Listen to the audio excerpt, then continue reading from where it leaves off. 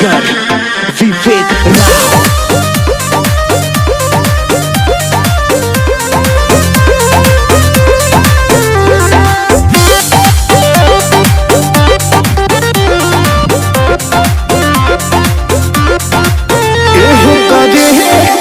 फेरा ना भेजा काहे तू करहतारो हमके तबा ताका ना कहीं तोहरा खातिर दिलवा बाटे होए कर कबा छोड़ के हमरा के चल तू जाए ससुरवा साथ जनम लेके जइहा तोड़ के चले जाइबू कहत दिल के कसुरवा बात ही हो बता के जइहा आजा रखिया जइहा तू हमके भुला जइहा आजा रखिया जइहा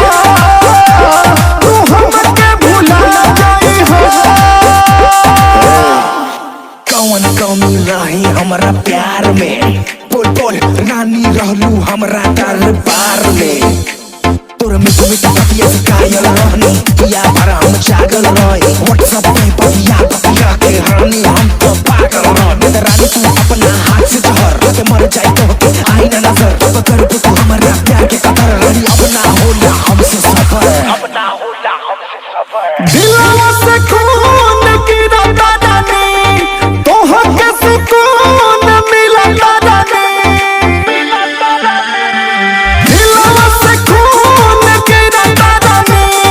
तोहर के सुकून मिलता रानी जाने लगइबू दूसरा के नाम से मोरवा साथियों का तो खुश रहिहा छोड़ी के चली जाइबू कहत दिल के कसुरवा बात ये तने बता के जइहा आजा रखिया जइहा तू हमके भुला जइहा आजा रखिया जइहा तू हमके भुला जइहा।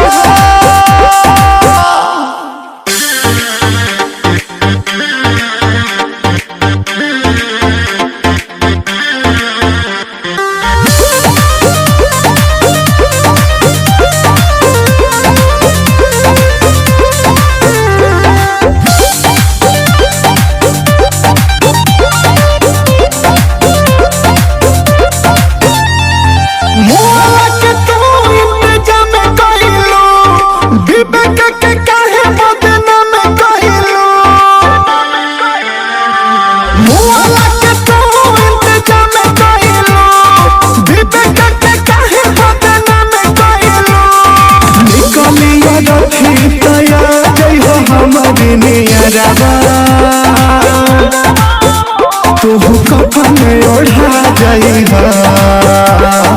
छोड़ी के चले जाइबू कहत दिल के कसुरवा